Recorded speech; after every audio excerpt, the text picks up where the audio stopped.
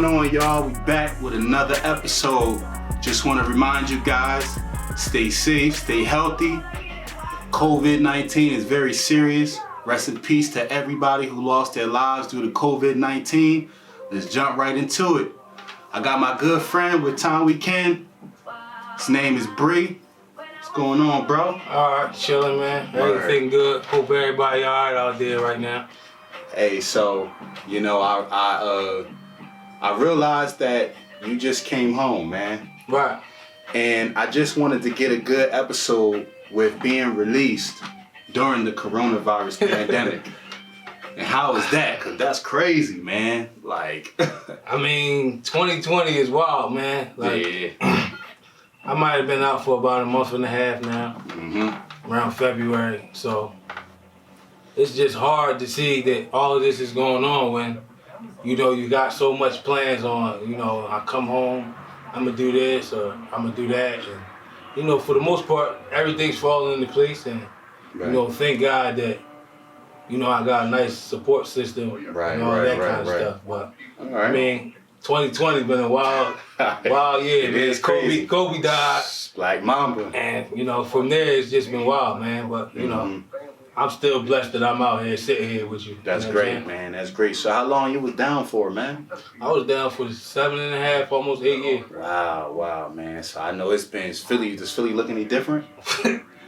I mean, if you want to call it Philly. You know what I'm saying? I mean, it's so much different, but like I said, I appreciate what's going on in the city. You know, a lot of people thinking, you know, that they're taking over the city or whatever the case is, but I just see, you know, building up the city, like everything getting fixed. If you can look out the window, you see like things are getting fixed up as we speak. And you know, my own hood don't look the same. Yeah. So Wow. Yeah, it's crazy, man. Yeah, definitely, man. So I mean, what was the hardest thing you had to endure, like as a returning citizen, coming home to all of this chaos with COVID-19? Like, you know, most guys that I've talked to, they're talking about everything is closed, so, you know, they can't get the welfare that they need. They can't apply for no jobs because, you know, as felons, you already can't get a job. But now, since a lot of the companies are closing down, it's even more of a barrier for you to get jobs. So what was the hardest part about your release and just being out here trying to make it? Well, like I said, man, I had a perfect support system, including you. You know what I'm saying? Like, he put me on some things, helped me out a whole lot even before I came home. So, you know, you guys got to get with this boy. This boy is a blessing in disguise. Seriously, man. But appreciate it. I just had, you know, as you know already, we had things set up already before this went on. Right. So, you know, luckily God put me in a spot where it was a smooth transition. And, you know, once I got settled, everything broke up. Okay. So I just escaped. Like, I got to do, you know, my welfare insurance and all of that stuff. And go and get a job and get hooked up with a job. Yeah, already. And then maybe 8 days into my job, all of this happened. You know what I'm saying? Wow. If 8 days, you know what I'm saying? So it's like I just escaped all the madness. You know what I'm saying? So, damn, man, you got lucky, man. So you got anybody that you know of that's coming out that's hasn't been so lucky? Or that's trying to get out right now because, you like you said, you narrowly escaped that. Right. You know, my homie Tim, he just came home a little while after me, so he just made it out also. So I don't really know of anybody that's like about to come home because a lot of dudes that I was messing with, they got a lot of time. You know what I'm saying? Right. Okay. You know, I know that they're locked down in there. I talked to one of my homies' aunt, and he told me that it's bad, like they barely can get on the phone. They gave them 5 free messages to talk to their family. And a few of them dudes got the virus. I'm sure it's from, you know, staff coming in and out. Right. Because you don't really catch nothing when you up there. Like because you just in there. Because you in there. So it's like, it got to come from outside. But for the most part, it's like they're like on strict lockdown.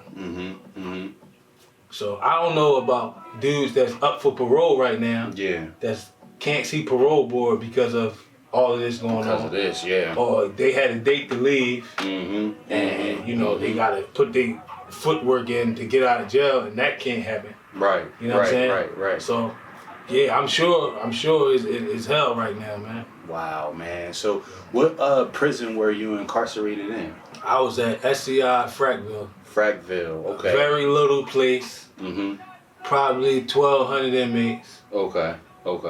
And it was like boot camp. It was boot camp, pretty much. Yeah, like it was really like structured, and it was more a mental thing. Like you're gonna get, the dudes and nut ass niggas and thorough niggas. You're gonna get all of that stuff, but it's just the mental part of trying to keep your edge and keep yourself sane and stay on your plan, because one little thing that a guard does or an inmate, and you can mess up your whole... Like set you back so much. Like I got set back a year. Okay. Because of, my attitude. Right. Over a phone. Like, I got into it with a guy over a phone when it didn't even have to go that far. Wow. And I got a year hit. Wow. For a phone call. A year for a phone call, man. You know what I'm saying? So that's how easy it is to get yourself into stuff. And then, Right. It could be they tell you to pull your pants up and your pants up already. A lot of Muslim guys keep their pants up here and they tell you pull your pants down. And just any little thing that, it could change your whole situation, man. Right. So what was your particular program? How did you keep yourself grounded? Outside of the hit that you got, how did you keep yourself grounded while you were inside?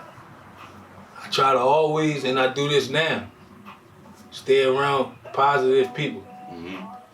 I don't care if it's my brother, my sister, my homie. If they on negative time, I can't be around them. You know what I'm saying? I'm 35 years old. So, I missed a lot of my 20s and all of that kind of shit. You know what I mean? So, I ain't got no time for no weird, negative energy around me. You know what I'm saying? That's right. So, I just stayed around dudes that was, even if they wasn't going home, they still had a positive mind. Right. You know what I'm saying? Like you, as you know, my homie did 20 years and he finally came home. Yeah. You know what I'm saying? So I stayed around them kind of dudes that always kept their head up and wasn't into a bunch of drama. Yeah. Granted, I did my little thing in there and all that kind of stuff. It happens, That's man. to survive. But at the end of the day, once, I got to my year, 2 years out and stuff like that, I started like distancing myself from all the negative energy. Like, Okay. So do you have any children? Yeah, I got a lot. I have a lot, man. How was it trying to be a father from far away in prison, man? Like, tell the viewers about that. It's deep, man. Like I always say, it was mental. That was the most mental part about it, man. My daughter Amira, she my heart, man. She like my heart and soul. My two daughters are like my heart and soul, man. Yeah. I never got to watch her walk. You know what I'm saying? When I left, she was like 7, 8 months. So I never got to watch her walk. Wow. So I went from hearing her say 1, 2 words on the phone to having whole conversations with her. You know what I'm saying? Wow, really? So looking at pictures, like I could pull out and just watch her grow up through the pictures. You feel what I'm saying? Through the visual moments, things like that. So, I mean, it was tough, man, but that's what changed my heart. Yeah. You know what I'm saying? Yeah. That's what made me know, all right, I can't be fucking around. It just changed my heart. My daughter, my youngest daughter, man, like she really is my heart and soul. Yeah. Everything I do good goes back to her, man. Yeah. You just want to make sure you keep that relationship strong. Yeah. And I know there's probably no making the time up, but just focusing on that future relationship. Yeah, because, I mean, since the day I came home, it was like I never left. Okay. So everybody don't got that. Yeah. You know what I'm saying? You got kids that's... My daughter's 16. She could have been like, I don't want to talk to him. Right. But I've always been there on the phone and doing what I can do from there.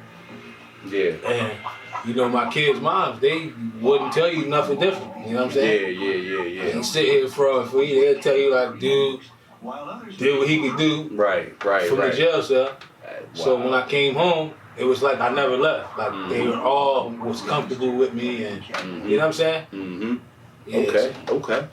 All right. So if you could change anything, man, about just the way life has been, like even about the criminal justice system, if you could change anything about just the whole idea of incarcerating humans, what would you change about the system? it's a good question, man. I just feel, first of all, for people that's never been arrested and first-time offenders, I mean, no matter what, they shouldn't be getting 20 years for drugs or anything of that nature. If me and you out and, we get a conspiracy, and me and you never been arrested, then I think they should, put us in the program, whatever the cap is for, the time you gotta do. Make a program so it won't be I get out in 3 years and now I don't have no education, I don't have anything. So my cousin gonna have to give me some drugs to sell because I can't live in my mom's house because she want me to pay rent. You feel what I'm saying? I gotta pay this parole officer $30 every time I see him. You know what I'm saying? So I just wish that the regular people that's, made an accident, and I'm not talking about, dudes that's been locked up multiple times and all that kind of shit, because, that's just the life some of us are going to live. You know Exactly. For the young dudes or the people that's never been incarcerated and the females that took a case for men and all of that kind of stuff. Right. Like, slap them on the wrist, give them a program to do, and follow up on it. You know what I'm saying? Absolutely. But yeah, that's what I can say. But we can sit here for days about what can I change. But that's just like pretty much I see that and be like, damn, I watch a lady go to jail for 6 years, 7 years because she was driving a car with some drugs in it. If she knew they were there or not, she don't have a record. Okay. So give her 6 months and get her some help. Right. You know what I'm saying? Right. Yeah.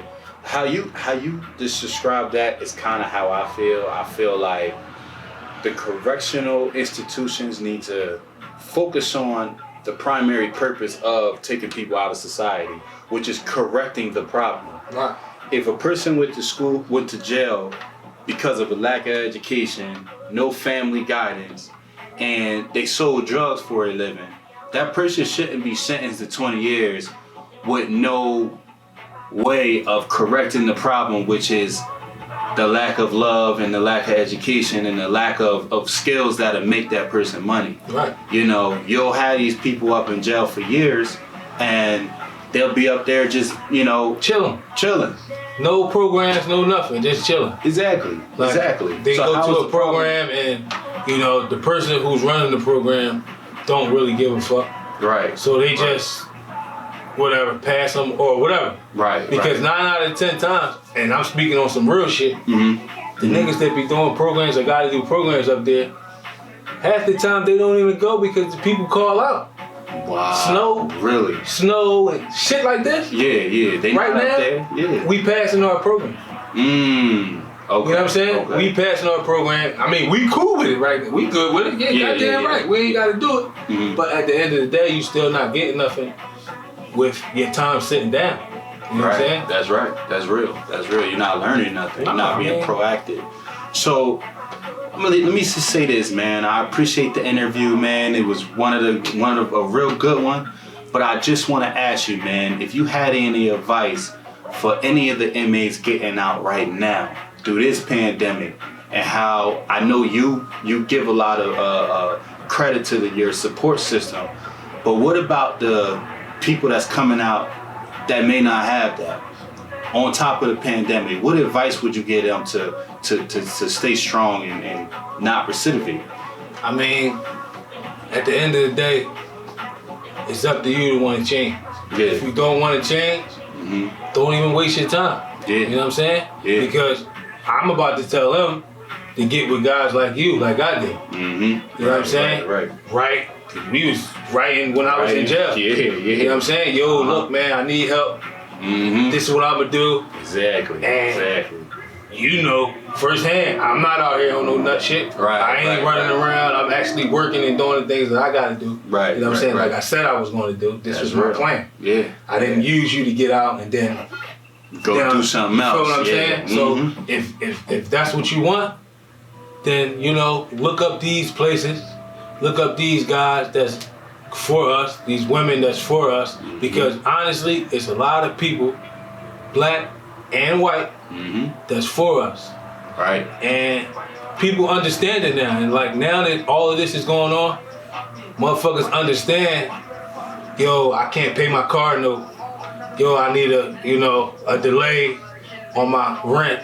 Now everybody's feeling this, that what we've been going through already. Right. So motherfuckers is gaining the heart now. Like they not just saying, "Oh well, I don't know what to tell you." Right. People got to think now. Damn, my feet was in them shoes before. That's so real. That's real. That's all it is. When if you got a plan, even if you don't have a plan, if you want to do better, man, get with some dudes that'll help you, because there's a lot of dudes out here that's actually gonna help you.